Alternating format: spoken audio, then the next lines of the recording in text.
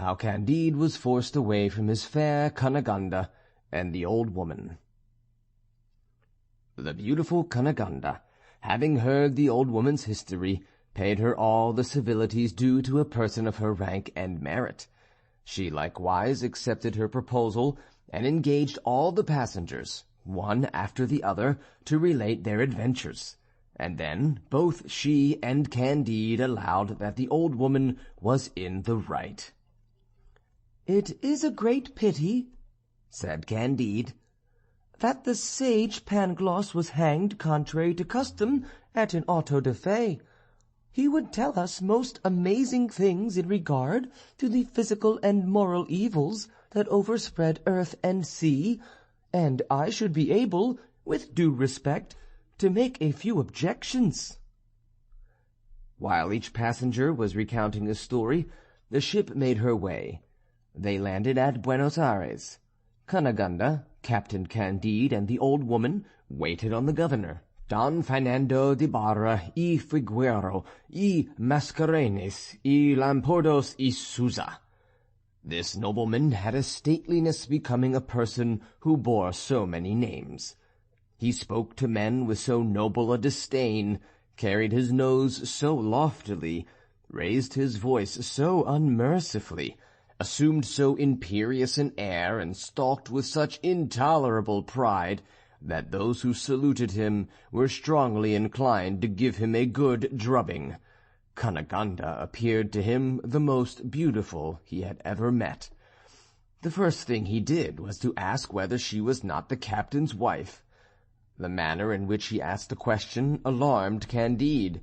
He durst not say she was his wife, because indeed she was not. Neither durst he say she was his sister, because it was not so. And although this obliging lie had been formerly much in favour among the ancients, and although it could be useful to the moderns, his soul was too pure to betray the truth. "Miss Cunegonde," said he, "is to do me the honour to marry me, and we beseech your Excellency to deign to sanction our marriage." Don Fernando de Ibarra y Figuera y Mascarenes y Lampordos y Souza, turning up his mustachios, smiled mockingly and ordered Captain Candide to go and review his company. Candide obeyed, and the governor remained alone with Miss Cunegonde. He declared his passion, protesting he would marry her the next day in the face of the church, or otherwise, just as should be agreeable to herself. Cunegonde asked a quarter of an hour to consider of it, to consult the old woman, and to take her resolution. The old woman spoke thus to Cunegonde: "Miss, you have 72 quarterings, and not a farthing. It is now in your power to be wife to the greatest lord in South America, who has very beautiful mustachios. Is it for you to pique yourself upon inviolable fidelity? You have been ravished by Bulgarians.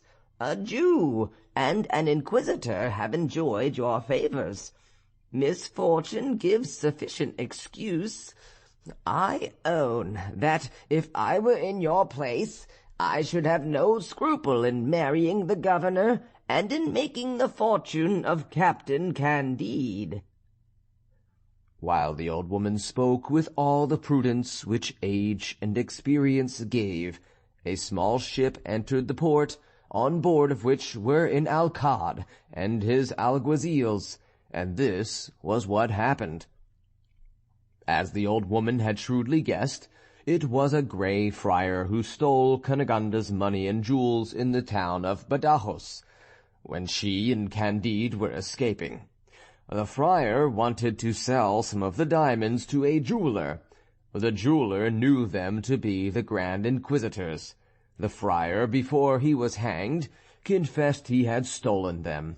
He described the persons and the route they had taken.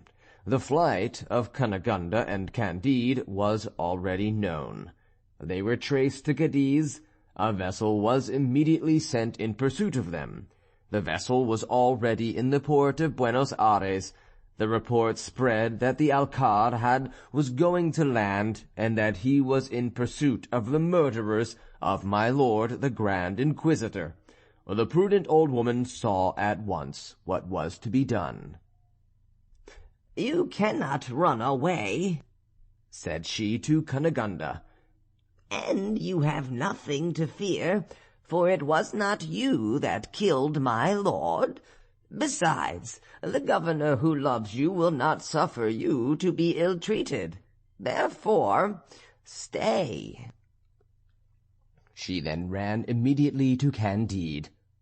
"Fly," said she, "or in an hour you will be burnt."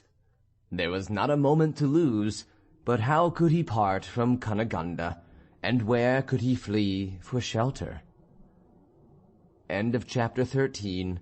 Recording by John Van Stan, Savannah, Georgia.